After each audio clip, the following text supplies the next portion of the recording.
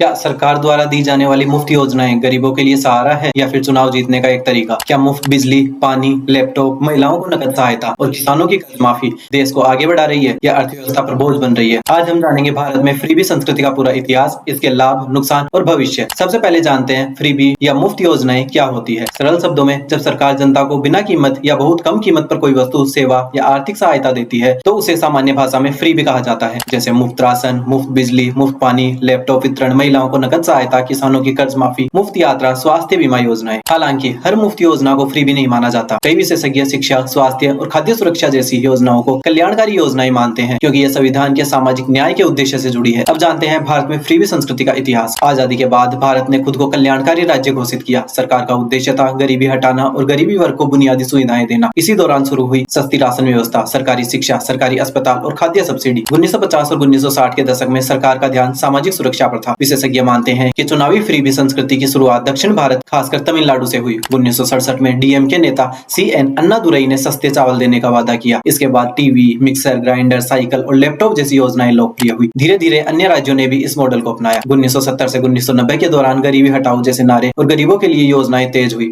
सस्ता अनाज, किसानों को सब्सिडी, बिजली में छूट, सामाजिक पेंशन, पंजाब में किसानों को मुफ्त बिजली और कई सामाजिक योजनाएं शुरू हुई। 2000 के बाद अब फ्रीबी राजनीति, तकनीक और नकद सहायता तक पहुंच गई है। मुफ्त लैपटॉप, स्मार्टफोन, स्कूटी, मुफ्त इंटरनेट, महिलाओं को प्रतिमाह आर्थिक सहायता। इसके साथ डायरेक्ट बेनिफिट ट्रांसफर यानी डीबीटी प्रणाली आई, जिसमें पैसा सीधे बैंक खाते में भेजा जाने लगा। वर्तमान समय की प्रमुख मुफ्त योजनाएं हैं। आज लगभग हर राज्य में अलग अलग योजनाएं चल रही है, जैसे मुफ्त राशन योजना, आयुष्मान भारत स्वास्थ्य योजना, महिलाओं के लिए नकद सहायता, किसानों की सहायता राशि, मुफ्त बिजली योजनाएं और छात्रों को लैपटॉप और टैबलेट। कुछ राज्यों में महिलाओं को हर महीने आर्थिक सहायता दी जा रही है। फ्रीबी योजनाओं के लाभ, इससे गरीब परिवारों को भोजन, इलाज, शिक्षा जैसी मूलभूत सुविधाएं मिलती है। कोविड महामारी के दौरान मुफ्त राशन ने करोड़ों लोगों को भूख से बचाया। कई योजनाएं महिलाओं को आर्थिक रूप से मजबूत बनाने के लिए बनाई जाती है, जैसे नकद सहायता, मुफ्त यात्रा, उज्ज्वला योजना जैसी योजनाएं। शिक्षा और तकनीकी पहुंच और डिजिटल शिक्षा को बढ़ावा देने के लिए मुफ्त लैपटॉप और टैबलेट जैसी योजनाएं कुछ सरकार चलाती है। फ्रीबी योजनाओं के नुकसान, विशेषज्ञों का कहना है कि लगातार मुफ्त योजनाएं राज्य सरकार की आर्थिक स्थिति खराब कर सकती है। अभी भी इनसे कई राज्यों का कर्ज लगातार बढ़ रहा है। यदि सरकार का अधिक पैसा मुफ्त योजनाओं में खर्च होता है तो सड़क, उद्योग, रोजगार और इंफ्रास्ट्रक्चर जैसे क्षेत्रों में निवेश कम हो सकता है। आलोचकों का मानना है कि लगातार मुफ्त सहायता लोगों में आत्मनिर्भरता को कम कर सकती है। कई राजनीतिक दल चुनाव से पहले बड़े बड़े मुफ्त वादे करते हैं। इसी कारण सुप्रीम कोर्ट में भी इस विषय पर बहस हुई कि क्या चुनावी फ्रीबी मतदाताओं को प्रभावित करती है। कई बार योजनाओं का लाभ वास्तविक जरूरतमंदों तक पहुंच ही नहीं पाता। फर्जी लाभार्थी, गलत डेटा और राजनीतिक पक्षपात जैसी समस्याएं सामने आती है। फ्रीबी और कल्याणकारी योजनाओं में अंतर, यह सबसे बड़ा विवाद है। कल्याणकारी योजनाएं वे योजनाएं होती है जो लोगों की बुनियादी जरूरतें पूरा करती है, जैसे शिक्षा, स्वास्थ्य और खाद्य सुरक्षा। और फ्रीबी वे योजनाएं होती है जो चुनावी लाभ के लिए मुफ्त वस्तुएं बांटने जैसी दिखे, मुफ्त टीवी, मुफ्त गैजेट, चुनावी नकद वादे। हालांकि इसका कोई स्पष्ट कानूनी निर्धारण अभी तक नहीं है। सुप्रीम कोर्ट और चुनाव आयोग की भूमिका, सुप्रीम कोर्ट में कई याचिकाएं दायर हुई कि राजनीतिक दलों द्वारा मुफ्त वादों पर नियंत्रण होना चाहिए, लेकिन अदालतों ने कहा कि यह एक जटिल आर्थिक और राजनीतिक विषय है जिस पर संसद और नीति निर्माताओं को निर्णय लेना चाहिए। विशेषज्ञ मानते हैं कि भविष्य में सरकारें पूरी तरह मुफ्त योजनाओं के बजाय लक्षित सहायता, डिजिटल भुगतान, रोजगार आधारित योजनाएं, कौशल विकास पर अधिक ध्यान दे सकती है। डीबीटी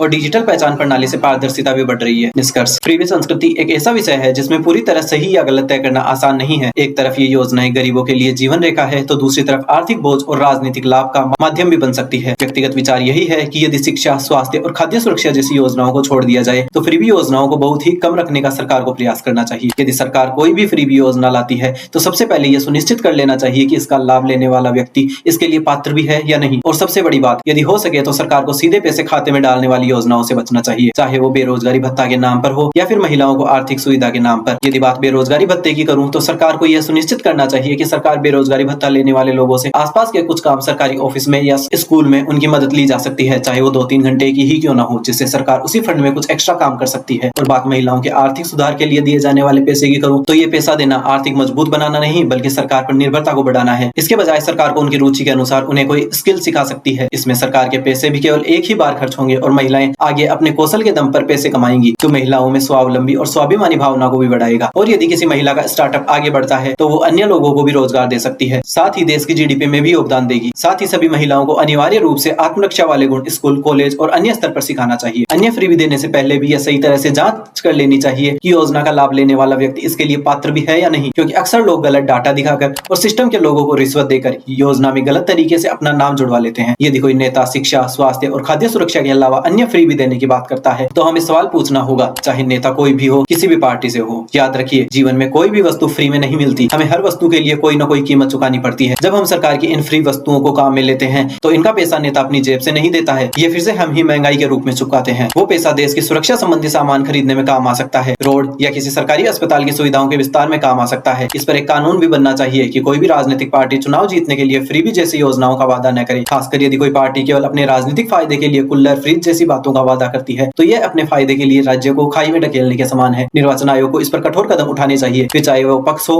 या विपक्ष। असल सवाल यह नहीं है कि मुफ्त योजनाएं होनी चाहिए या नहीं, बल्कि यह है कि क्या वह योजनाएं वास्तव में जरूरतमंद लोगों तक पहुंच रही है और क्या वे देश को आत्मनिर्भर बना रही है। इसी के साथ विदा लेते हैं। जय हिंद, जय भारत।